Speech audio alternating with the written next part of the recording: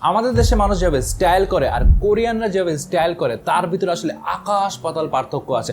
আপনি এখানে জাস্ট নিজেই দেখে বলুন এখানে কাকে ক্লাসি বেশি লাগছে।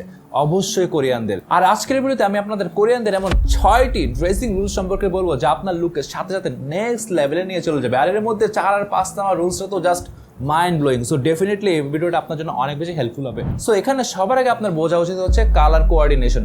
আপনি যত দামি আউটফিটই পরেন না কেন বা আপনি যেই ব্র্যান্ডেরই আউটফিট পরেন না কেন, আপনার আউটফিটে যদি কালার কম্বিনেশন সঠিক না হয় তাহলে সেই আউটফিটটা দেখতে ভালো লাগে না। আর কোরিয়ানরা এখানেই আসলে তাদের বেস্ট গেমটা খেলে থাকে। আর কোরিয়ানদের ড্রেসিং সেন্সের একটা বেস্ট গোল্ডেন রুল হচ্ছে টোন ইন টোন আর টোন অন টোন। এই দুইটা জিনিস আপনার সবার আগে সবচেয়ে ভালোভাবে বোঝা দরকার। টোন ইন টোন হলো একই ফ্যামিলির কালারের কাপড় চোপড় পরা। আপনি যদি ডিপ ব্রাউন কালারের শার্ট পরেন তাহলে আপনি তার সাথে একটা লাইট ব্রাউন কালারের প্যান্ট পরতে পারেন, বা আপনি যদি ডিপ ব্লু কালারের জিন্স পরেন তাহলে আপনি তার সাথে একটা লাইট ব্লু কালারের শার্ট বা টি শার্ট পরতে পারেন। এভাবে আপনি একটা সেম ফ্যামিলির কালারের সাথে আরেকটা সেম ফ্যামিলির কালার যখন ম্যাচ করবেন তখন আপনার আউটফিটটা অনেক বেশি সফিস্টিকেটেড এবং প্রফেশনাল লাগবে। আর এখানে আসলে কালার কম্বিনেশনের যে ভুল হওয়ার চান্স সেখানে খুবই কম। আর আমি যদি টোন অন টোন নিয়ে কথা বলি তাহলে এটা হচ্ছে একটু ম্যাচ করা ডিফিকাল্ট। এখানে আপনি জাস্ট দুইটা ডিফারেন্ট কালার ফ্যামিলির কাপড়কে ম্যাচ করে একসাথে পরবেন, বাট দুইটার দেখতে অনেক বেশি লাউড লাগবে না, দেখতে মনে হবে যে একই ধরনের ব্যাকগ্রাউন্ডে দুইটা আউটফিট ম্যাচ করা। লাইক আপনি যদি অলিভ গ্রিনের সাথে বেজ কালার, বা আপনি এখানে মেরুনের সাথে নেভি ব্লু, বা আপনি ক্যামেল ব্রাউনের সাথে আপনি চাইলে এখানে যে অলিভ গ্রিন আছে এই ধরনের কালার ম্যাচ করে পরতে পারেন। এখানে আসলে আউটফিটের কালারটা মিক্স অ্যান্ড ম্যাচ করা একটু ডিফিকাল্ট, বাট আপনি যদি সেটা করতে পারেন তাহলে আপনার লুকটা সাথে সাথে নেক্সট লেভেলে চলে যাবে। আর এটার জন্য আপনি আসলে গুগলের হেল্প নিতে পারেন। লাইক আপনার কাছে যদি কোনো স্পেসিফিক কালারের প্যান্ট বা শার্ট থাকে, সেটা কোন ধরনের কালারের প্যান্টের সাথে বা শার্টের সাথে মানাবে সেটা জাস্ট আপনি সেই কালারটা লিখে গুগলে সার্চ দেন, তাহলেই আপনি অনেক বেশি আইডিয়া এখানে পেয়ে যাবেন। আপনার এই কালার কম্বিনেশনে অতিরিক্ত চিন্তা ভাবনা করতে হবে না। আর সেকেন্ড কোরিয়ান ফ্যাশন টিপস হচ্ছে দ্য পয়েন্ট বা এক্সেন্ট পয়েন্ট।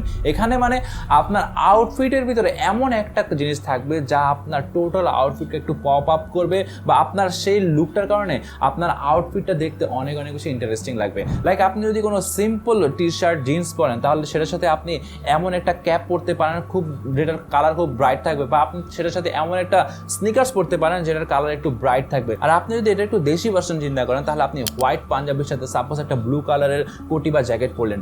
আপনি যদি এটা করেন তাহলে দেখবেন যে আপনার সেই জ্যাকেটটা বা কোটিটা একটু আপনার এক্সেন্ট পয়েন্ট হয়ে যাবে, বা আপনি সেটার সাথে কোনো প্রিন্টেড ওড়না বা স্কার্ফ পরতে পারেন, সেটা আপনার এক্সেন্ট পয়েন্ট বা দি পয়েন্ট হয়ে যাবে। বাট আপনি চেষ্টা করবেন যে আপনি সাপোজ যদি আপনার টি শার্টও অতিরিক্ত লোগোযুক্ত থাকে, আপনি ব্রাইট কালার ক্যাপ পরছেন, ব্রাইট কালার স্নিকার্স পরছেন, তাহলে জিনিসটা আসলে অতিরিক্ত হয়ে যাবে। তো সেক্ষেত্রে আপনার দেখতে আর ভালো লাগবে না, একটু ছাপড়ি ভাইব চলে আসবে। তাই আপনি চেষ্টা করেন পুরো আউটফিটের যে কোনো একটা পার্ট আপনি একটু পপ আপ করে রাখতে, যেটা ম্যাক্সিমাম ক্ষেত্রে কোরিয়ানরা করে থাকে। তাহলে দেখবেন যে আপনার লুকটা কত ভালো আসে। আর আপনি যদি এই বিষয়ে বিগিনার হয়ে থাকেন তাহলে আমি বলবো যে টি শার্টটা আপনি টেক্সচার্ট পরতে পারেন, বা আপনি প্যান্টটা চাইলে একটু কোরিয়ান স্টাইলে লুজ ফিট পরতে পারেন। দেখবেন যে আপনার আউটফিট একটা ডিফারেন্ট একটা ভাইব চলে আসবে, আপনাকে দেখতে অনেক স্টাইলিশ লাগবে। থার্ড, আপনাকে দেখে যাতে এমন মনে না হয় আপনি স্টাইলিশ দেখানোর জন্য বেশি কিছু করছেন। সাপোজ আমি এটা সহজ ভাষা যদি বলি তাহলে আপনি স্টাইলিশ লাগছেন, বাট আপনি এটা আউটফিটটা তৈরি করতে অনেক বেশি কষ্ট করেছেন, এটা আসলে আপনার আউটফিট বা আপনার লুক দেখে বোঝা যাচ্ছে।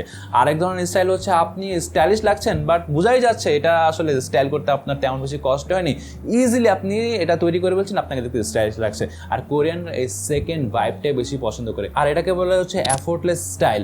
আপনার আউটফিটে ওভার ম্যাচিং করার কোনো দরকার নেই, মানে সব কিছু একদম ম্যাচিং করার দরকার নেই, বা আপনি অতিরিক্ত ডিফিকাল্ট কোনো আউটফিট তৈরি করার দরকার নেই। আপনার আউটফিটে এমন একটা ভাইব থাকবে যে যেটা তৈরি করা ইজি, আর যেটা মানে পরে যখন আপনি ঘুরবেন তখন মনে হবে যে আপনি ন্যাচারালি অনেক বেশি স্টাইলিশ। এই ধরনের আউটফিট তৈরি করার ক্ষেত্রে চেষ্টা করবেন, কারণ কোরিয়ানরা এই জিনিসটাই বেশি করে থাকে। আর আপনি যদি এটা অ্যাচিভ করতে চান তাহলে আপনি আপনার ওয়ার্ড্রোবে এমন কিছু কালেকশন রাখবেন যেটা আসলে আপনি ইজিলি স্টাইল করতে পারেন। লাইক সলিড কালারের শার্ট, ভালো ফিটিংয়ের কোনো শার্ট, বা আপনি কোনো ক্লাসি ট্রাউজার রাখতে পারেন, বা আপনি মানে আপনার পছন্দ হয় যেই জিনিসগুলো যেগুলো আপনি মনে করেন যে যেগুলো দিয়ে আপনি ইজিলি স্টাইলিশ থাকতে পারবেন সেগুলো আপনি আপনার ওয়ার্ড্রোবে মাস্ট রাখবেন। Fourth, unexpected charm. আর এটা হচ্ছে খুবই সিম্পল একটা টার্ম। এখানে জাস্ট আপনার যে দৈনন্দিন রেগুলার স্টাইল আছে সেটা ভেঙে জাস্ট আপনার একটা নতুন স্টাইল তৈরি করতে হবে যাতে মানুষ দেখে আপনাকে ইমপ্রেসড হয়। সাপোজ আপনি যদি রেগুলার টি শার্ট জিন্স পরেন তাহলে আপনি এমন কোনো একদিন স্পেশাল কোনো ডেতে এমন একটা আউটফিট ট্রাই করতে পারেন কালারফুল, যেটা দেখে মানুষ অনেক বেশি অবাক হয়ে যাবে। বা সাপোজ আপনি কোনো যদি ঈদে বা প্রোগ্রামে সবসময় শার্ট প্যান্ট পরে থাকেন বা টি শার্ট পরে থাকেন তাহলে আপনি চেষ্টা করবেন যে সেখানে আপনি কোনো প্রিমিয়াম পাঞ্জাবি বা কাফি সেট পরতে। অনেকে আছে বিয়ে শাদী প্রোগ্রামে সবসময় শার্ট প্যান্ট পরে, তাহলে আপনি সেই শার্ট প্যান্ট বাদ দিয়ে আপনি সেই প্রোগ্রামে কোনো স্যুট ট্রাই করতে পারেন বা আপনি শেরওয়ানি ট্রাই করতে পারেন। তাহলে দেখবেন যে মানুষ আপনার প্রতি একটা স্পেশাল একটা নজর দেবে, আপনার ইমপ্রেশন সাথে সাথে ডাবল হয়ে যাবে। বাট এখানে একটা সতর্কতা আছে, আপনি এই জিনিসটা সবসময় ট্রাই করতে পারবেন না। আপনি যে কোনো বিশেষ কোনো অনুষ্ঠানে বা বিশেষ কোনো দিন এই জিনিসটা ট্রাই করার চেষ্টা করবেন, তাহলে দেখবেন যে মানুষ আপনার প্রতি অনেক অনেক বেশি ইমপ্রেসড হবে। আর ফিফথ, আপনি চেষ্টা করবেন আপনার পুরো আউটফিটে যাতে 3টের বেশি কালার না থাকে। আর আপনি যখন এই জিনিসটা করবেন তখন আপনার আউটফিট অটোমেটিক্যালি দেখতে অনেক বেশি ক্লিন লাগবে। বাট আমাদের দেশে যে মানুষ যেটা করে, তাদের আউটফিটের কালার মানে অনেক বেশি রং বেরঙের হয়ে থাকে। লাইক আপনার টি শার্ট এক কালারের, আপনার প্যান্ট এক কালার, আপনার জুতা এক কালারের, মানে এক একটা এক এক ধরনের কালার হতে। অনেকে তো আসলে টি শার্টও 2-3 কালারের পরে ফেলে। এই জিনিসগুলো যদি করেন তাহলে আসলে আপনার আউটফিটটা দেখতে অনেকটা চাইল্ডিশ লাগবে। আপনি যদি কোনো একদম সিম্পল আর আপনি যদি কোনো ক্লাসে আউটফিট দেখাতে চান, তাহলে আপনি এই 3 কালার রুলসটা আপনি মাস্ট ফলো করবেন, যেটা কোরিয়ানরা স্পেশালি করে থাকে। আর লাস্ট, আপনি অন্ধের মতো সব ধরনের ফ্যাশন ট্রেন্ড বা ফ্যাশন রুলস বা স্টাইল ফলো করবেন না। একজনকে দেখেছি সেটা আমিও করবো, এই ধরনের কাজটা করবেন না, তাহলে আসলে জিনিসটা জগা খিচুড়ি হয়ে যাবে। লাইক আগে অতিরিক্ত ফিটিং কাপড় চোপড়ের ট্রেন্ড ছিল, বাট বর্তমানে ট্রেন্ড হচ্ছে একটু লুজ বা ওভারসাইজ কাপড়ের। আপনি চেষ্টা করবেন সব কিছু অন্ধের মতো কপি না করে, যেই সময়ে যেই ট্রেন্ড থাকে, কারণ ট্রেন্ড সবসময় আসা যাওয়া করবে। আপনাকে চেষ্টা করতে হবে যেই সময় যেই ট্রেন্ড থাকে সেই ট্রেন্ডটাকে ফলো করে আপনার নিজের মতো একটা টাচ দিতে, তাহলে সেখানে আপনার পার্সোনালিটি ফুটে উঠবে এবং আপনাকে দেখতে অনেক অনেক বেশি স্টাইলিশ লাগবে। আর এই টাচ আপের মাধ্যমে আপনার নিজের ব্যক্তিত্ব ফুটে উঠবে। আর এই ছিল হচ্ছে কোরিয়ান স্টাইল রুলস, যেটা কোরিয়ানরা বেশি বেশি করে থাকে, তাই কোরিয়ানদেরকে আজকে এত বেশি স্টাইলিশ লাগে। সো আবার কোনো নেক্সট ভিডিওতে দেখা হবে।